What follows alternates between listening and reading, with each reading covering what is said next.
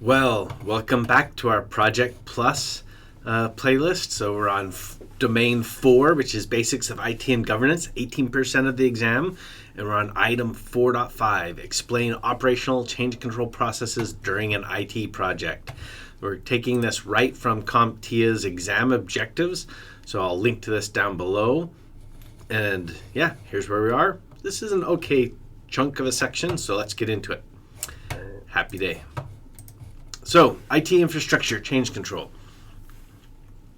There are usually predefined periods when IT can perform maintenance on systems, bring them down, so people might not have access to them.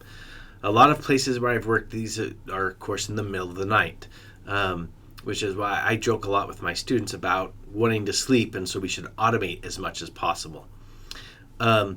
These maintenance windows might be for infrastructure only or software, or sometimes they overlap. If they're overlapped, there's a change control process that we need to follow to make sure they don't cause problems with each other. We're trying to minimize disruption to the people who use the systems.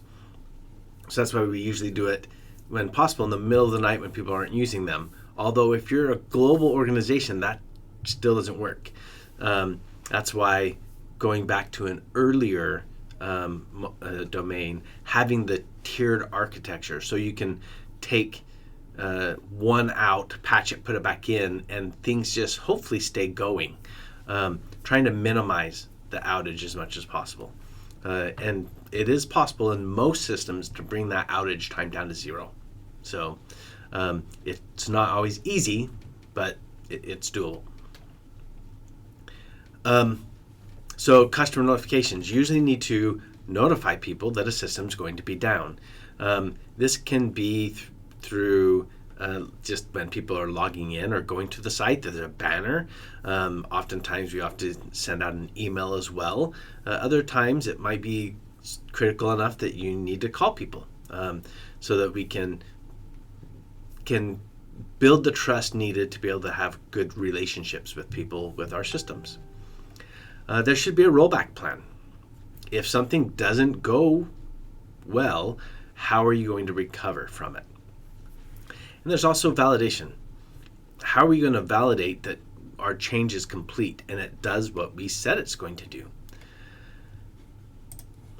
So just like infrastructure, software also has change that's needed. So clearly defining the requirements to make sure that it aligns with the project goals.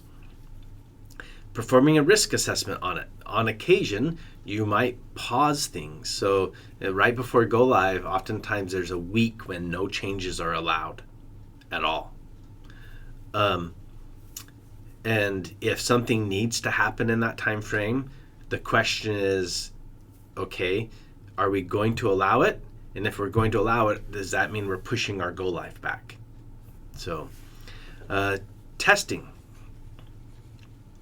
So we need to test our software patches. This can be automated or manual, depending on the software that's being changed and the business. Once again, I've used all sorts of things to do automated tests, such as load runner, iMacros, anything that can automate, even a script, a bash script, anything that can automate logging in, checking certain things on the website can be used to automate the testing. Then there needs to be an approval, a formal authorization process of proposed changes before they're implemented. So this is kind of the governance of it, and also helps to make sure that the correct people are accountable. Sometimes we have what's even called a change control board has all the stakeholders around the change to make sure that everyone's aware and the proper people are signing off. So customer notifications. We need to be transparent, keeping like a banner mentioned in an earlier one, when it comes to people that might be using the system at the time, they need more messages than others. And the messages should be clear. They should give an understanding of how long it's going to be down, what's going on to the best that you can explain it in simple terms. They don't need to know precise details, but in general terms, people should know why it's down. And then when it comes to releasing, deploying and testing the changes in production environment for the end users. Oftentimes, at the end of a big change, we would only allow certain power users or subject matter experts in to validate that everything went as expected and changed like it did in non-prod. So, operational change control. So there are differences between cloud versus on-premise change control. We have complete oversight on infrastructure that's local.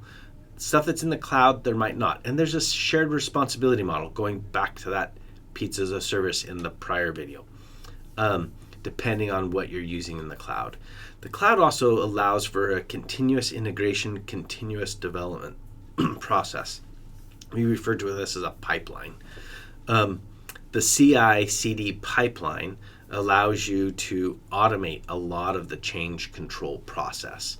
So a developer is given something to work on, they work on it, they hit to deploy, and it just goes through the automated channels to go into production. It's a standardized process that integrates all of the different features so that it can be accelerated and automated. So you have production beta staging environments. So I've worked at a location where we had a lot. I mean, we had dev, demo, stage, copy, production, and then we had upgrade dev, upgrade demo, upgrade stage, upgrade copy, upgrade production, and on occasion a couple more. So there's a lot of different environments. Understanding your environments. When it comes to staging, so staging we think is what prod's going to be soon. Sometimes I've heard it referred to as prod plus a day, plus one, or plus a week, or whatever. Staging should be as close as possible to production, which means it should be set up in the same tiered architecture. Where some of the others, maybe we've squished that tiered architecture together. We don't need as much fault tolerance, load balancing built in to, for example, dev or demo as we have in staging and prod. Anyway, I hope you've enjoyed this. We are done with the domains, but we're going to continue on. Trust me, you'll want to know. Anyway, we'll see you in the next video. Have a good one.